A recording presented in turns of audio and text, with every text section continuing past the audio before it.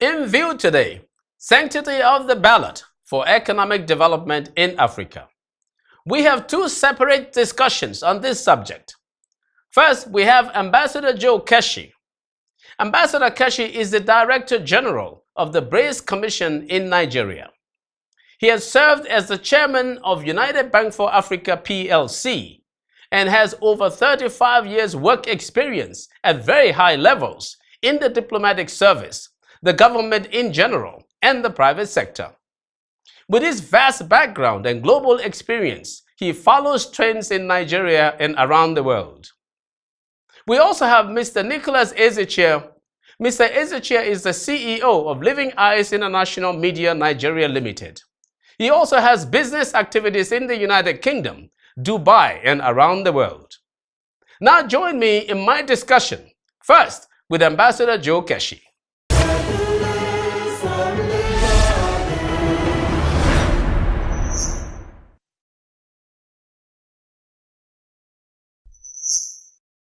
Okay, Ambassador, we want to welcome you to our studio, our Magoni Studios, here at the EBS. And today we want to talk about the sanctity of the ballot, especially as far as Africa is concerned. And by sanctity, I mean that, of the ballot, I mean that after someone has voted, the results reflect the way he or she voted. So that's what I mean by sanctity. To me, therefore, I don't think that there's been much attention paid to the so-called sanctity of the ballot in Africa. And therefore, could that be the reason why we see the kinds of conflict that we tend to see on our continent, and why we see a lack of serious and speedy economic growth and development as we could have it on our continent? No, I don't think so. You know better that none of the Asian tigers developed under democracy. So you can't talk of the sanctity of the ballot box in their own case. While we can say a lot about the need for sanctity in a democratic system, so that the people will accept the result of an election. But when you add the issue of development, from the African perspective and also conflict, I think there are other explanations for why we've had conflicts, right from post-colonial period, which could actually be attributed to the way the colonial powers left, and the manipulations leading to independence and the rest of it. But when you talk of the sanctity of the ballot box vis-a-vis development, again, I make the point that a number of, Asian tigers and other countries, quite a number of them developed without even democracy, not to talk of the sanctity of the ballot box. So we have to find another reason for some of the crises, the conflicts, and the issues of development we've experienced. And I've always believed that leadership, essentially leadership, it's one major issue. With the benefit of hindsight, one could also say that the intervention of the military, to a large extent, for me, has also, increased, our problem. Because I look back at Nigerians' development, and you will see that the first generation of Nigerian leaders, their faults notwithstanding, they were self-made men, they were visionaries, and this country was developing steadily, but with confidence as much as it could. So in a way, I just think that we need to look at some other issues when we talk of the conflict and issues of development vis-a-vis the sanctity of the votes. Sure. Okay, but do you know that with the Asians, those that didn't have democracy, they had their own systems that they valued, that they respected, and they had their ways of assuring accountability, and they were very disciplined about it. Now, the reason we've brought democracy, whether it be in Europe or Africa, or even now in Asia, is that we're thinking that that's where everybody will be accountable. And so that's why we look at this so-called sanctity thing. Now, let's bring it home to Nigeria now.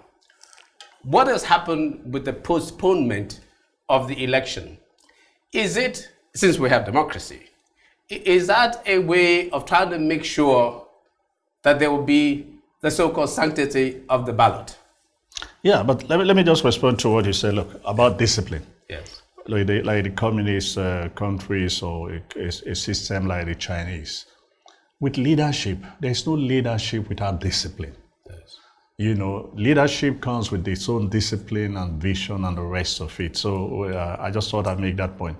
But when you come back you mean that there should not be leadership without discipline? Because we see in many parts of Africa there are some leaders that don't seem to show a whole lot of discipline. I guess we'll get there, you know, over time. And to a large extent, some of the early generation, again, I think were quite disciplined, but things didn't go too well. Let's leave that. But with regards to Nigeria, yes, I think that the postponement of the election, in my view, was necessary so that at the end of the day, everybody will feel satisfied that we did the right thing, the elections went well, and it might help address the issue of post-election anger or problems or violence and the rest of it. Yes. I've always said to people that I think it was 1991 or 1992, when I took part as part of the International Observer that, you know, assisted in Namibia in their first pre-independence election. At the end of it all, I remember going to see the opposition leader at that time, the Don't Hit Something Alliance. And the guy said to me, we are accepting this result because we are satisfied with the process. Mm-hmm. And that has never left my mind. Yeah. And he defined the process to mean that, look, from the beginning to the end, we were satisfied with everything the electoral body, which at that time was under the United Nations and a lot of observers did. So if people perceive the process to be transparent, to be efficient, to be good. In our own case, most people, in fact, yesterday, somebody was arguing with me that the election of 2011 was not postponed on the day we were to start voting. I remember I was on the line when I heard the news that Jega has postponed the election. This time, the situation from every indication, from some INEC commissioners who were speaking on television, from newspaper report, from television, radio, people reporting. I, for example, I've gone around this Abuja 3 times. My name is no longer on INEC list, but I voted in 2011. Yes. So if the process is perceived to be faulty, you will end up with people contesting the process.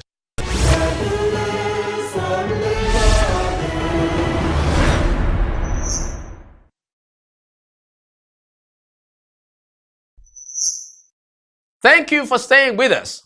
Still on the sanctity of the ballot, we continue with Mr. Nicholas Ezechiel. All right, Nick, today we want to talk about the sanctity of the ballot in Africa. What can we do to assure the sanctity of the ballot? What can we do to be sure that the results of the election come out the way the people voted? And of course, I mean, you can bring this to the Nigeria situation now, as Nigeria is approaching 2015 elections, the postponed elections. So what would you say is the value of the sanctity of the ballot, you know, for economic development and progress, whether it be in Nigeria or across Africa? I think the question basically is, are they democratically elected? There's no fun in obviously everybody queuing up. But at the end of the day, as you said rightly, if the votes do not reflect the outward decision of the population, then it's not really democracy at all.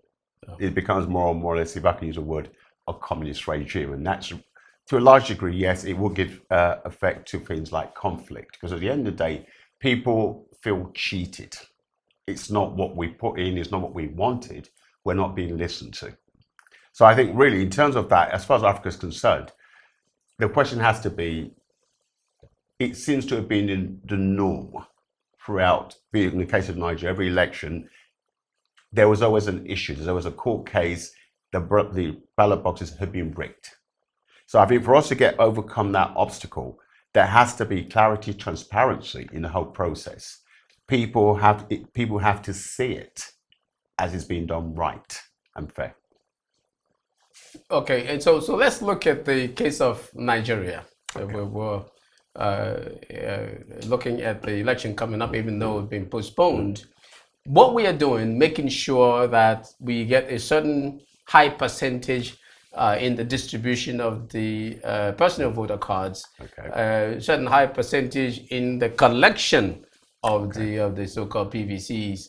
All that process, are we trying to make sure that we have a real good high level of assurance with the ballots that will be cast on election day? Is that what we're trying to do in going through all of this process? I think it's a very good starting point. Yeah. In that at the end of the day, we're now saying, right, we are now going to monitor the whole process.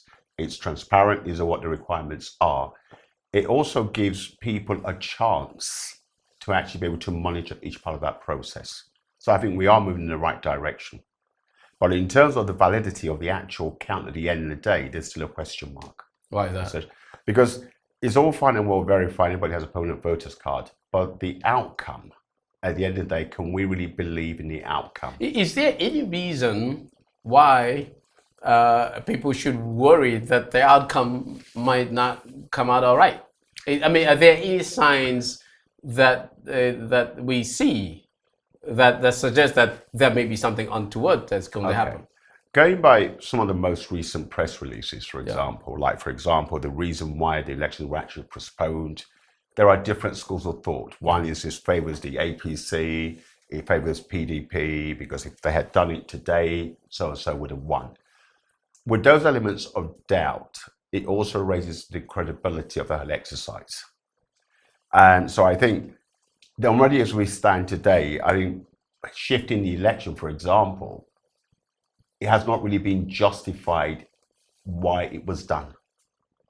But what about the fact that we didn't have enough distribution of the voter cards? But from what I was actually led to so understand, that this is now giving us a chance, to bring that about. Right. In fact, what I actually read 2 weeks ago, I think the chairman of INEC was saying we have enough. The percentage of distribution cost was actually adequate to actually conduct an election.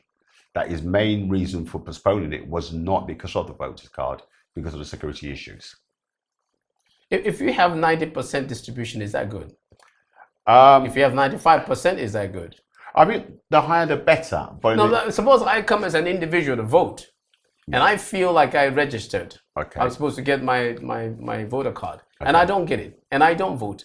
I am, in essence, disenfranchised. Yes, you are disenfranchised. And then I say, okay, should anyone who registered not be able to go there on that day and have their voter card? That means, should you not have 100% voter card distribution?